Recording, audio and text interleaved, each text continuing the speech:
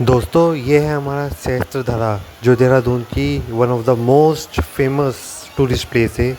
जो भी देहरादून में आता है सहस्त्रधारा ज़रूर आता है। सहस्त्रधारा एक ऐसी जगह है जहाँ पर हर कोई जाना चाहता है। पर दोस्तों पहले जो बात थी सहस्त्रधारा में अब वो बात नहीं रह चुकी है। आप देख सकते हैं भीड़ भी काफ़ी, अभी तो बरसात का मौसम शुरू हो गया तो इतनी भीड़ नहीं है। पानी भी आप देख सकते हैं, पानी भी इतना साफ़ नहीं है।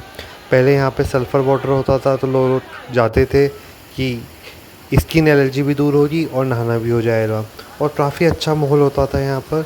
यहाँ पर जो लोकल लोग हैं वो जाना पसंद करते थे, पर अब लोकल लोगों ने तो यहाँ जाना ही बंद कर दिया है।